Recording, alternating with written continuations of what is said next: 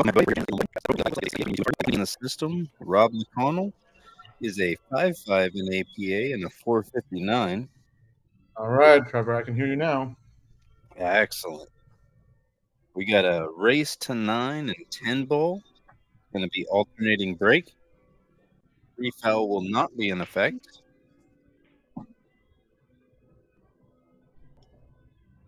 So this is Seth just breaking here, right? This is Seth that just broke, correct. I think it's very interesting, like right off the bat, that Seth is a 6'6" and Rob is a 5'5", but his Fargo is like 60, 70 points lower than Rob's. Yeah, but from what I've heard is that Seth doesn't have very many games in Fargo and just hasn't played that many rated. I see. Like, I think Rob has about 2,000 games in the system, whereas Seth has only about 20. So we'll see how this pans out here. It's going to be one question I didn't have answered was if early 10s are allowed, which I assume so, unless otherwise specified. But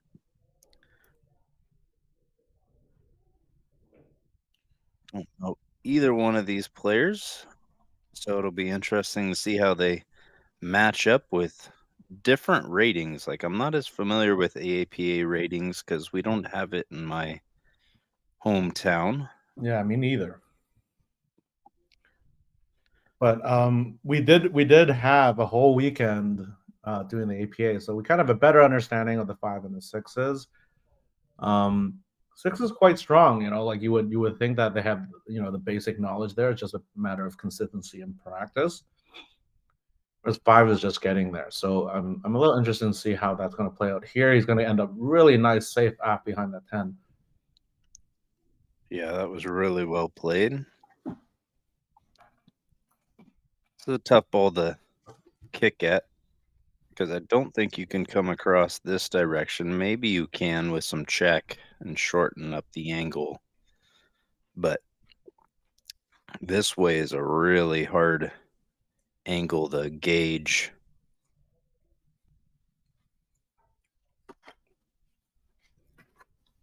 So I know a lot of people are expecting Zach to be here. So Zach will be here later. So I'm just kind of filling in. Do you have any topics for us today, Trevor?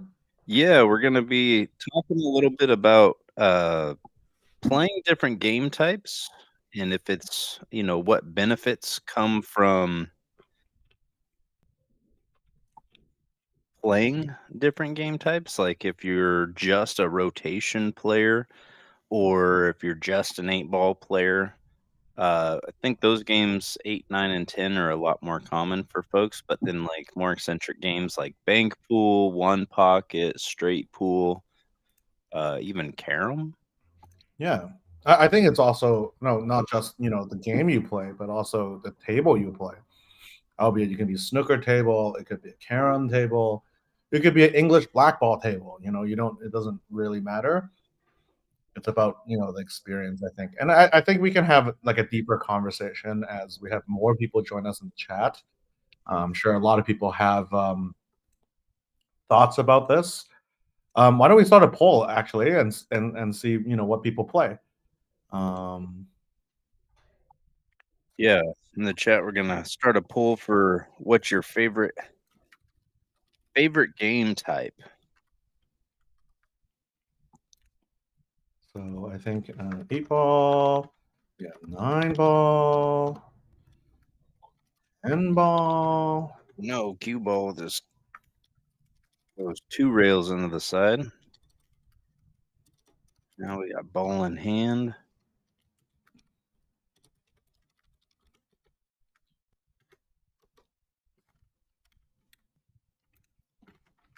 One pocket.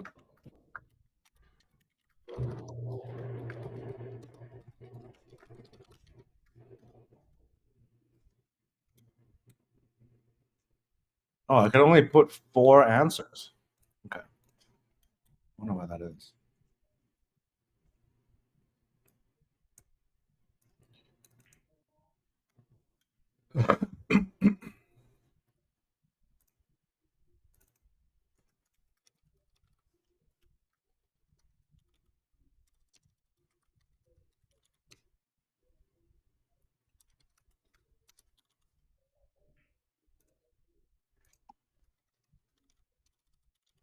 Getting everything set up where I can see everything.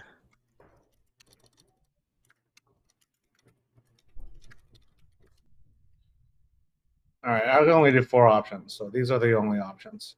Did you see what I put in? Yeah, 8 ball, 9 ball, 10 ball, 1 pocket, and Justin put in their correct option. Wow. Oh, as a Yeah, so we shouldn't expect a lot of runouts today either, actually.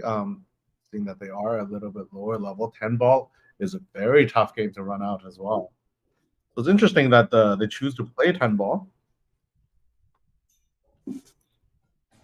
yeah, I mean, 10 ball is more difficult in the aspect of, there's 10 balls, there's 1 extra ball than 9 ball, but the break is quite a bit more difficult, and having to call each shot adds a level of difficulty, so, like, Hmm.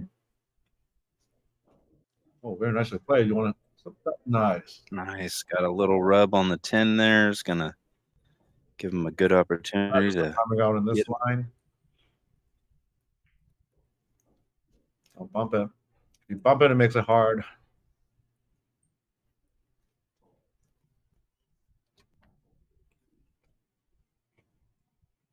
Yeah, like, I think the bank is the play here, like, there's not a lot of. The cut is too small.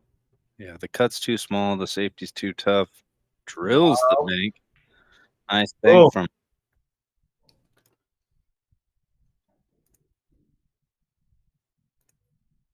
What's your game type? huh? Yeah. What's your favorite game type, Justin? You already know what my favorite game type is. I made the poll, so I think everybody in the chat can know what my favorite game type is. Why is one pocket your favorite game type? What a good question. I think it's the end game of all games. Um, I think it requires the position play and the Q power of rotation, but also requires the strategy of 8 ball and the creativity of straight pool. Um, yeah, I think all the other games kind of combined, like in terms of knowledge combined, um, empowers you to play one pocket. So I think it's the best kind of indicator of the skill levels between 2 players is when they play one pocket against each other. And I think lastly, I think it's also because you get the most innings between the 2 people. So the more times that the turns changes between one player and the other, I think it is more indicative of skill um, in the game. Because if someone breaks and runs on you, you have no idea if that person is better than you. Especially if you already have the ability to break and run. You know, so yeah. So anyways, one pocket is definitely my favorite. How about you? How about you, Trevor? I like one pocket as well. Like, I like the strategy that comes with it. Some people will say like, "Oh, one pocket isn't a good game for you because it cuts down on your like desire to pocket the ball." But if you're playing a shot and you're deciding between playing a safe, you're playing a two-way, and you're trying to get your ball lagged close to the hole and play safe, you're purely focusing on your cue ball.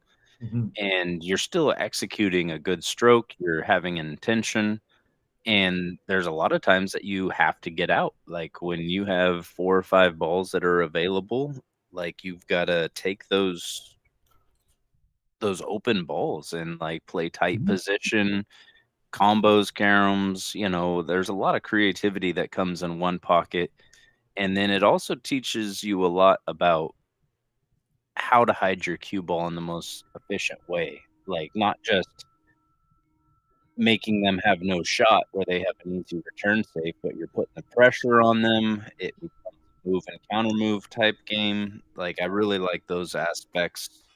And then when you're playing 8 ball or rotation and you need to play a safety, you have a lot higher confidence, or at least I do, a lot higher confidence in what I'm trying to achieve with both the object ball and the cue ball. And Well, I think one of the hardest things people struggle with when they just start playing 9 ball or 10 ball is the safety in the case that you're trying to leave 2 ball safe, right? You're trying to you play 8 safety and 8 ball. You're gonna be thinking about where the cue ball ends up, and that's pretty much it, right? And then 9 ball, you start having to care about the object ball and the cue ball. And then when one pocket comes along, I could be trying to control 4 or 5 balls at the same time. So I think there's an extra element of complexity within the safety because it's a game of at least what I call maximum utility. You're trying to maximize utility per shot in one pocket, and I think it's a good way to think going to other games as well. Like sometimes when you're stuck in a spot, you want to achieve more than one thing. The more things you achieve on a shot, the better.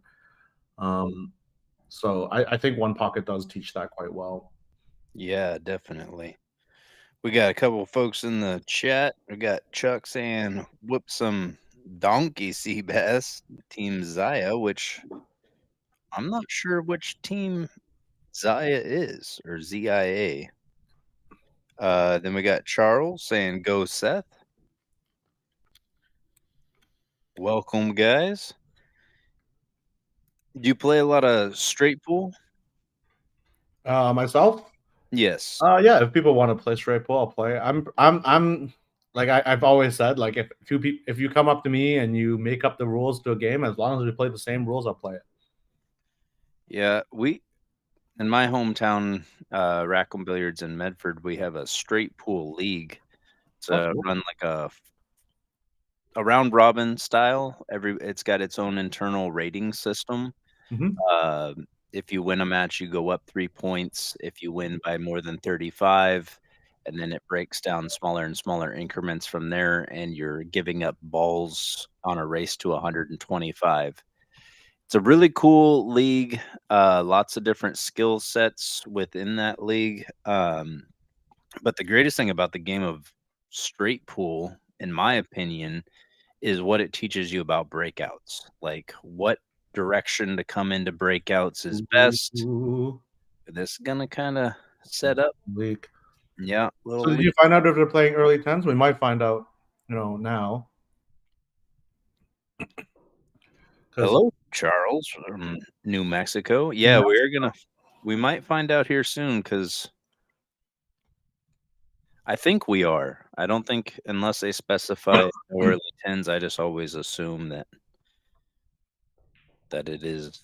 Oh, whoa, whoa, whoa, whoa, whoa. Oof. Yeah, it's interesting actually. When as you see in my commentator profile, I'm Canadian. In Canada, we assume no early tens, but down here, I feel everyone assumes early ten. So it's a slight, So I definitely ask before every match, what we're playing. Yeah, that's a big ball in hand. He's not taking with ball in hand. You're not taking the combo here. Right.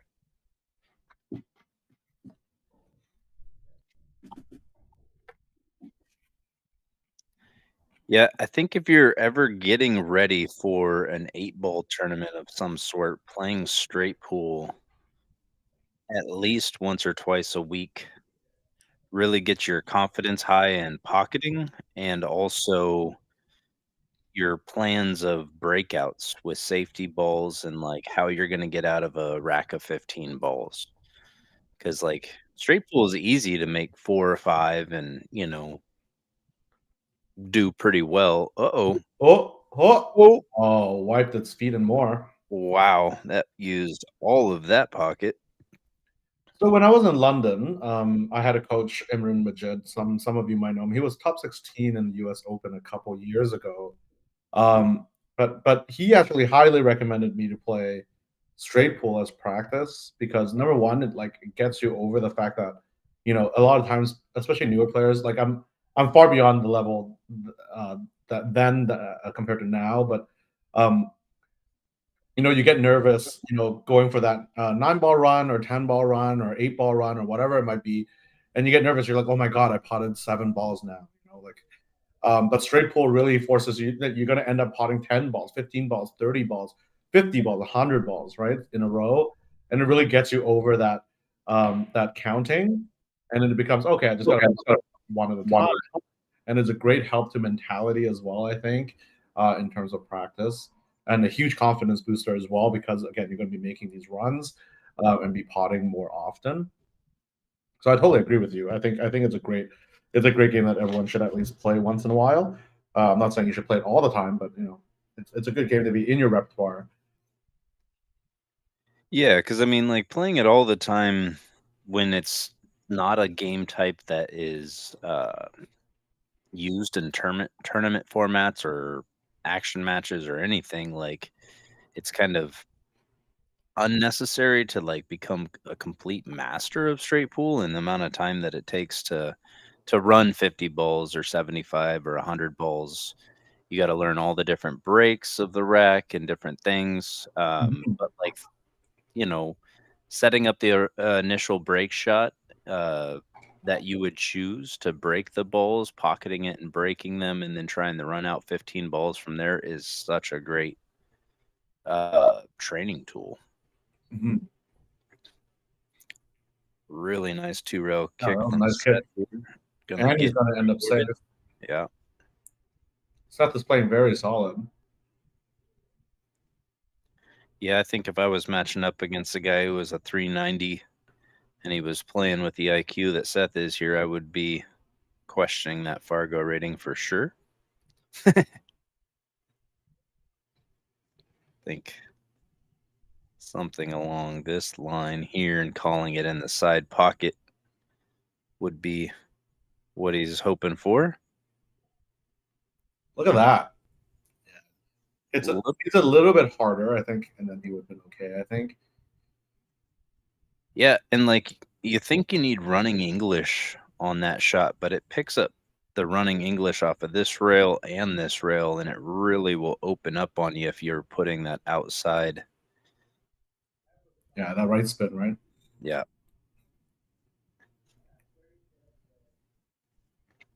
Well, pretty open table for ball in hand. I quite like this. Yeah, and I Getting mean, to 2, I think it's the hardest part, and they're not playing 3 fouls, right? not playing 3 foul. Right, so he must be top spinning for shape here for the 2, which I think is also very indicative of skill, is this choice. Obviously, he missed the 1, but choosing to top spin for that shape is not the easiest shot, with ball in hand, but it's the right shot to get to the 2. Um, Right. and I think it really shows, game experience to know that you should top spin this ball. Wow. Yeah. If you're just tuning in and haven't put a vote into the poll, we got a poll going right now for what's your favorite game type, 8, 9, and 10, and then 1 pocket. Yeah. If you want to vote for other things, you can also put it in the chat. Yeah, for sure. And one of the things I really like about pool, and I know the topic of the day kind of is, should you play other game types? One of the things I love about pool is that there are so many games. You learn how to shoot and you have a good stroke. There's so many games available to you now. Um, and there's so much variation and different things that you can play, that it's hard to be completely bored of playing pool. I a lot of the times would get bored playing, rotation, or I get bored playing 8 ball or whatever it might be. But then if I get bored, I just switch what game I play, and I have this whole new strategy that I can kind of think of, and a whole new game to play. So I Right. think that is one of the things I appreciate the most about pool, and being, learning how to shoot properly and all that good stuff, really helps me, stay engaged with the game. Yeah, and I mean, that's a big thing when picking, like, what you're practicing or what you're playing if you're, Ooh, that was you know tough. Very, very tough. yeah. Very fortunate on that leave. Wow. That that ended out about as good as it could for being able to leave a look at it. Yeah, he was jacked up. You can see his arm is to the side when he's shooting it. Very tough. he did a really good job staying down on the shot as well. You can see he didn't have a lot of movement. I'm really impressed by Seth actually in these first couple racks.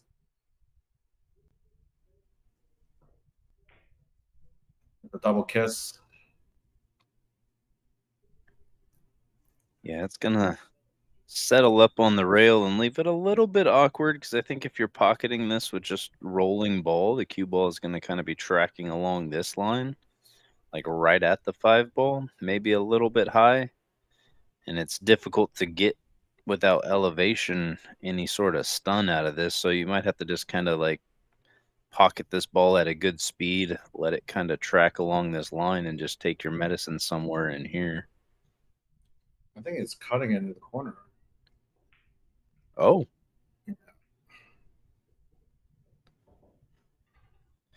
assuming that ball was not called, Rob will be given the option to relinquish the table back, or He's got to take this. We don't have to discuss we don't. that. He's definitely gonna take this. Yeah, he has the option if he ended up being hooked, but And he has to finish here. I don't think he wants to be 3-0 down. right. It's 9.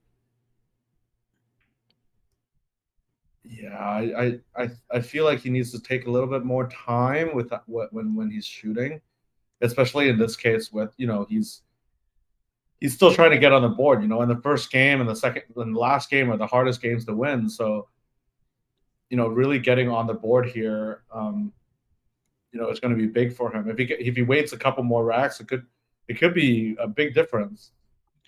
Yeah, and you got the early round jitters, like, you're on stream, you got folks talking about what you're doing, your opponent is coming on strong, playing some really nice shots and different things. So like feeling that pressure and finding ways to kind of like get comfortable on the table can be really tricky early on. This is a nice attempt at a Ooh, good bank. try. Oh man, I thought that was in there. This is actually a little bit of a trap. Like if you shoot this 4 too light, it will carry him off this 10 and basically end up like maybe here. Yeah. So you don't want to hit this too light. Yeah, I think If you hit that 8 solid, a lot of bad things can happen. But the 5 is pretty easy. So that's a good stroke. Yeah, there we go. That's exactly what I was worried about. yeah, The 10 is going to slow down that cue ball because you're hitting so full that you're going to end up with something like this. yeah, that's just some experience from being in bad spots before, coming from Justin and knowing how it can end up. He played it at a pretty good speed. Like, I mean, if it would have hit the 8 ball in any other way, I think he would have gotten free there. But like, it But I was. mean, the danger is there, right? Like, Oh I yeah, have to put more pace on it to kind of guarantee my shot on that 5. There's so much space on this table that would be okay, um, as long as you don't hit it soft. yeah, and like, yeah, the 5 ball sitting right in front of the hole. But if you're kicking at it this way, it's hard to get the cue ball back out of this area. I like kicking Well, at it. there's a lot of dangers here, right? If you over kick this as well, you can scratch coming in here. You can also scratch coming on this side as well. So if you gauge this not right, yeah, it can also be pretty devastating as well. I like the kick on this side more, but he's looking at a bit too wide. I think if you're aiming here, it's too wide now. It's going to be more like here.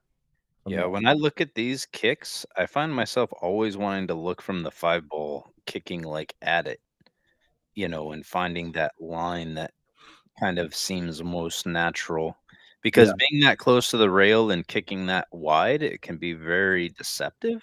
yeah. So now he's kicking here, which I think is too much. I think he's going to hit somewhere here, If you put some maybe speed on here. it, if you put some speed on it and draw, yeah, might catch that 2 rail. You were right again. But it's a good idea to hit this rail first. You always on this kick, you almost always want to hit this rail first, anyways, because you're going to end up getting shape on the 7. If you pop the 5. So you definitely didn't want to really hit that 7 straight on, because if it's straight on, your cue ball is not moving in this direction, which Yeah. is not the best for the 7. Oh man, yeah, just not enough pair, I think here, right? Like, why did you hit it so hard? think it's a little bit of nerves, like feeling that, like, I've got a four ball out here, first opportunity, but he Oh, drills the oh, bank. that's why. That's why. Yeah, just My shoot. bad, Rob. My bad. Yeah, this one's tricky because, like, if you try and play it at a slow speed, it makes the pot a lot harder. If you play it at a decent pace, it's coming right back at you near that pocket. How's this gonna end up? It's gonna end up A little weird. a little weird. Yeah, this is definitely in play. Yeah, Yeah, I think, you can maybe even draw it here to get to miss, and then pop the 8 up here. But shape on the 10 is weird now. yeah, I think cutting it in the side, depending on your comfortability, if you can cut it in the side with inside, let it check with some speed and come back out and around, I think is the correct shot. But it's a really thin cut. I don't think you can cut it in the side. He's Oh, banking. He's he's banking banking it. 3 railers. Like, how is this guy at 392? No way. How do you, like, as a 392, how do you even see this shot? Yeah, exactly. There's no way. If you can see that, you can see that you could like that. There's a possibility of going for that. Um, I guess at the same time, like I feel like you shouldn't go for that three railer. If you're going to be going for that three railer, it's better be a do or die moment, right? Like in this case, I do feel like you have probably better choices. But being able to see it is in itself a skill. So Good opportunity for Seth here. Get this 8 ball. Ooh, get off of the uh, rail. This is one of the toughest shots that you can shoot on a 7-foot table. Being up against the rail, like, it only gets progressively harder the further and further you get along this rail, but yeah, you don't wanna baby this. Put a nice smooth stroke on it.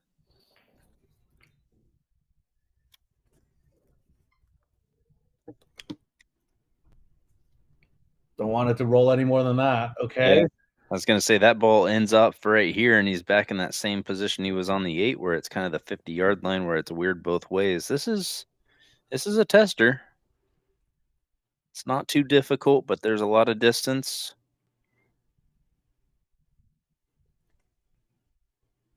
Ooh, ooh. and it's funny. Yeah, in this case, you definitely go for the cuts, right? And you just bring the cue ball back up here. If you and you typically would want to overcut if you do miss this. You don't want to undercut. Yeah, I like playing this without This, side. you get this here. He's gonna bank it though, and the bank is dangerous. You better pot the bank because it's very likely that you leave Seth a shot if you don't bank this in. And I think it's gonna. Yeah, there Oh, we go. yeah.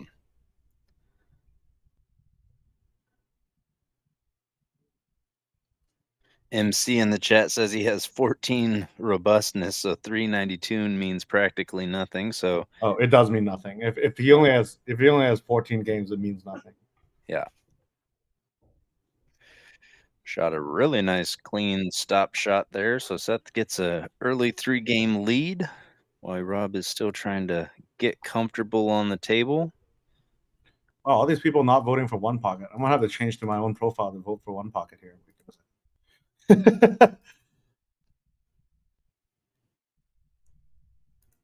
Okay, there we go. Mm. I changed to my own profile just so I can vote in the poll. Get in the poll. Yeah, yeah. Make sure you guys vote, guys. It helps us with our discussion as well. I think. Um,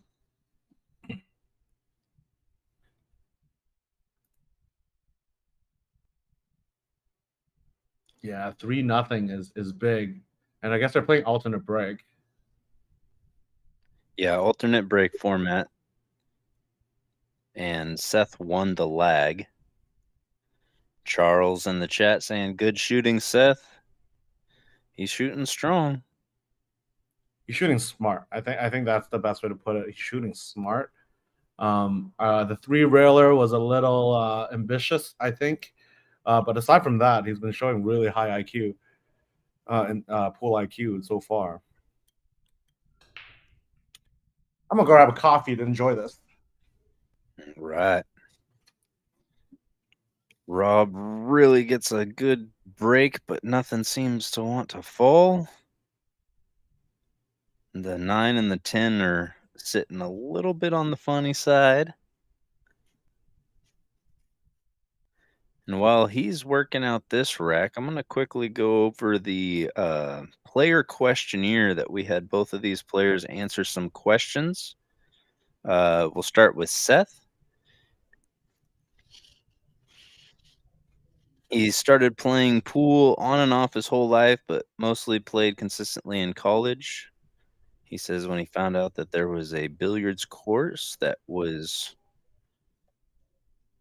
good for PE credits, his homeroom is on these 7-footers here locally at Jammers and on Harrison on Thursdays. Both are on bar box. He plays with a player's butt and a Predator Revo shaft, Kamui Black soft tip. His favorite game type is 8-ball.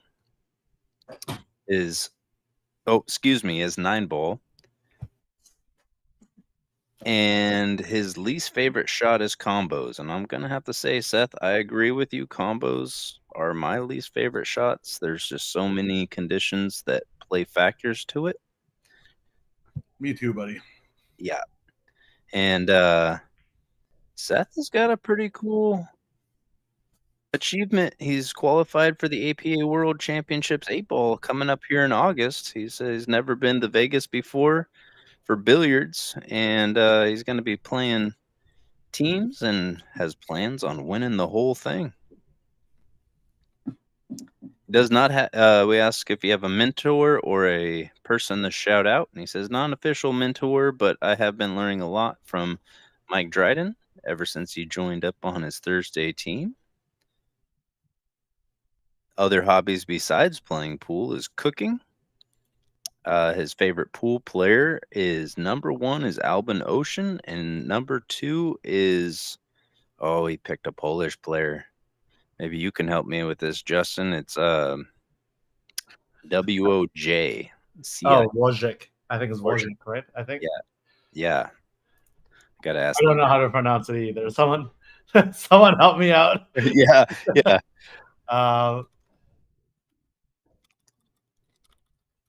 And for his celebratory meal, back still on Seth, is going to be steak fries from Phil's Bar and Grill, which is just up the road from Jammers here.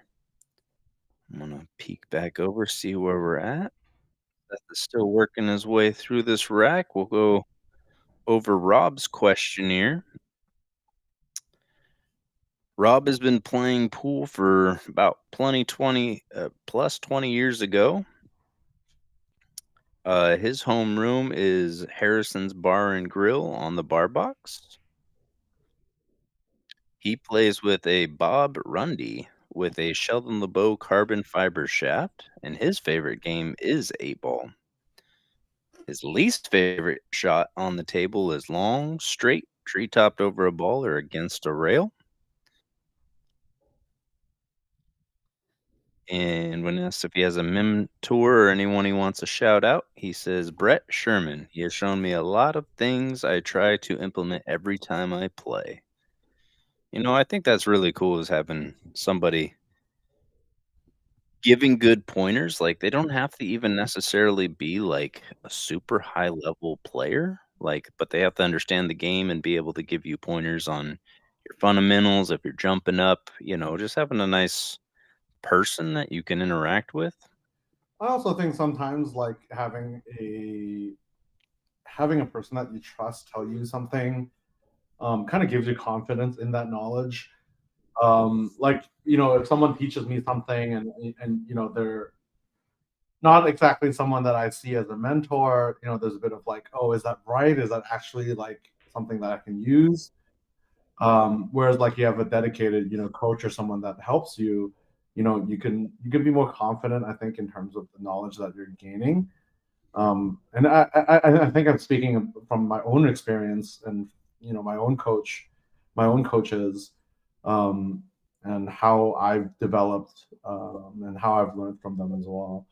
Yeah, I mean, I think anyone who's ever achieved something at this game has had someone that they've trusted to give them critiques, pointers, things to think about when they see them. If But we it get is a very difficult game to learn on your own. I think I hit it a little too thin. You wanted to hit that a little thicker.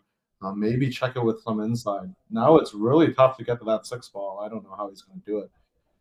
I would almost just bank it and play safe behind the 7 here instead of trying to go for this hero shot, but he's going to do it. going for that Evo highlights, Ah! is it in there? Yeah, 3. but like that's what I always say. Like, if you make a really good shot, if you don't run out or play a really nice save, is it still a really nice shot? And I really don't think so. Um, yeah, I don't know if you're gonna hold it. You're gonna have to hit half ball here. Yeah, half ball, thin it around, just try and use the 8, 9, 10 as cover. But half ball means that the ball's gonna Oh, he went for the cut. half ball means that two balls are gonna probably move about the same distance, right? So the Right. cue ball needs to move way farther than the 6 ball does. All right, I got distracted. I got a couple other things here for Rob. His other hobbies besides playing pool is he likes to ride his Harley. His favorite pool players are Sky Woodward and Shane Van Boening. And he also put Jason Shaw on there. I'll forgive you. No, Jason's a great player. And his celebratory meal is beef fillet and potatoes. All right. Got the questionnaire done. Rob is trying to. Ooh, did have enough of that bowl.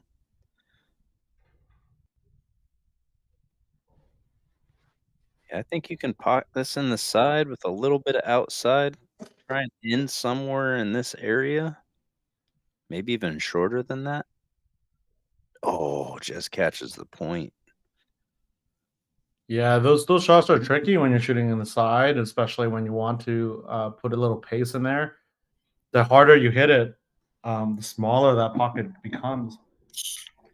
Well, and I remember when I first started playing pool, I missed almost every single side pocket shot by shooting it into that point because I thought that was my aim point. I thought that was like where the heart of the pocket and it would gobble it up. But yeah, you got to aim just inside of it.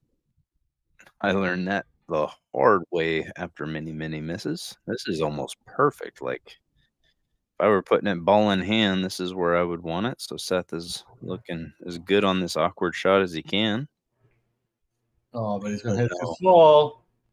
it's gonna sell out. Roll lucky here. He's gonna roll very lucky, I think. Oh, I think there's not the much edge that of it though. my feelings more is when a guy has 2 balls left on the table and he misses and he leaves me hooked. But it happens. It happens a lot. Happens way more than it should. It does.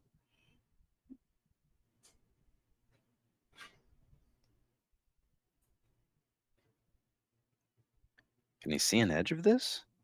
I think so. I think he can use the 10 as a blocker. I think. I don't think he can pot it. Man, he barely grazed that 10 ball. Yeah, Rob must be feeling it now. If Yeah. he wasn't feeling it before, he's feeling it now.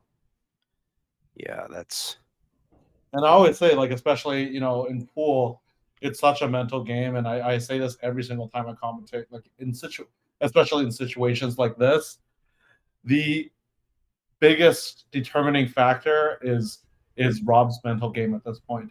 If Rob, can put himself together here and come back and make it 4-4, or even catch up later on in the game, the pressure is then switched over to Seth, and the pressure is way greater for Seth at that time than Rob's.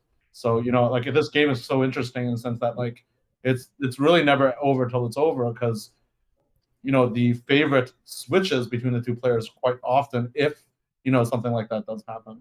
right. Yeah, momentum in any sport is just such a vital thing to understand. Like, But you know what I think pool like why pool I think is even more so is because the game itself is slow.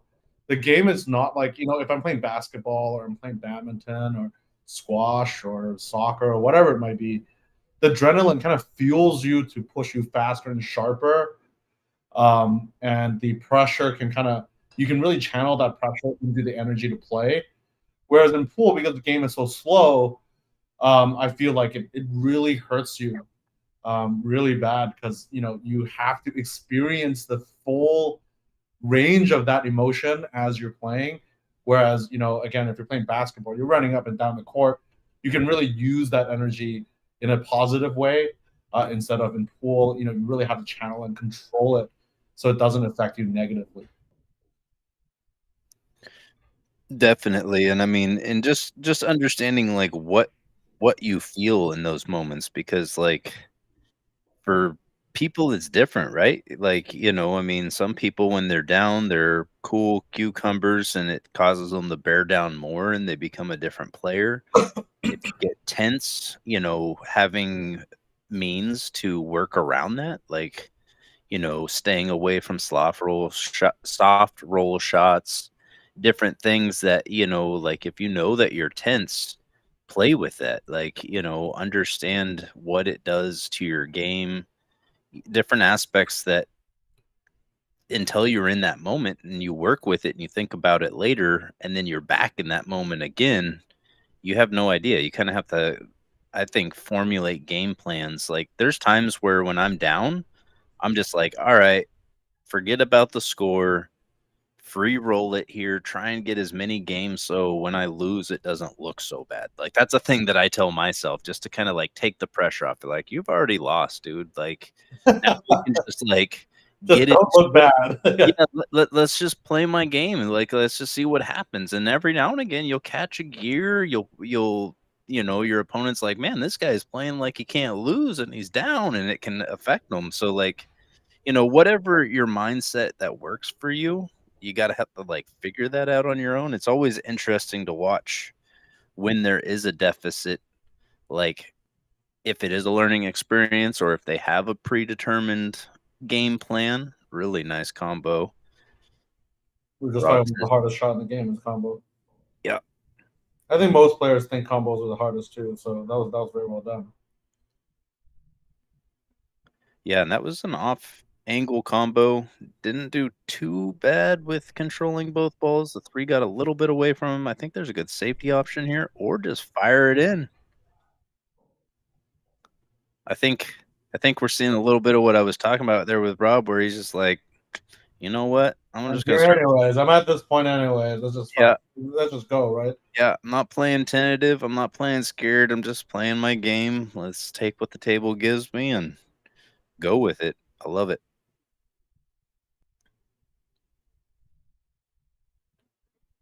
This is a toughie too because it's hard to hold the cue ball. I think going three rails. Oh, he's just gonna play a really nice touchy safe. Look at this shot. Wow. If that settled up there on the 10, oof. Because I mean, it's still a super difficult ball to hit. I think you've got to kick at it this way.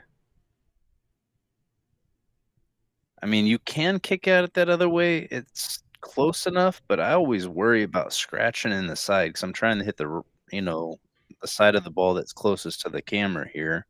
Yeah. This is pretty hard to get any safe. Like you almost got to call the pocket and hope it goes because unless you hit it like that,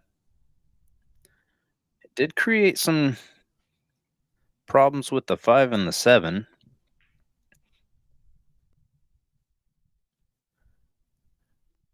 Yeah. With the 5 and 7 like that, I'd almost immediately be playing safe here.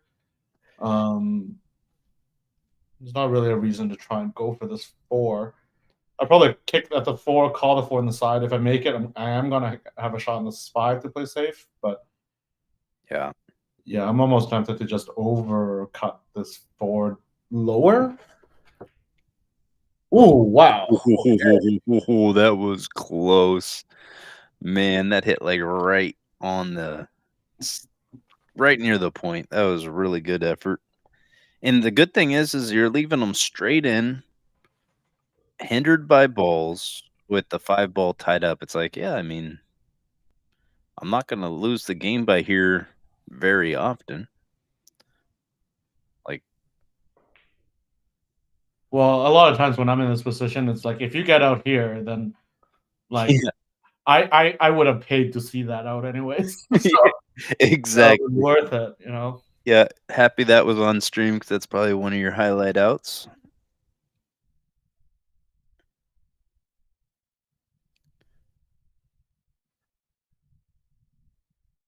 It's always interesting to watch different players and how they interact with the table when there is a problem shot, even when there's, like, an open look at a ball, like, how often us as amateurs, we're so worried about what we're gonna do there that we won't even come close to the pocket because our mind is not. Right. It's not completely on the shot. This has got an option for getting the breakout coming around and cutting it in with a little bit of outside. Uh-oh. Ooh. Oh, Ooh. oh my. Oh. Well, Z shot, here it comes. Yeah. Like, the only thing that you tell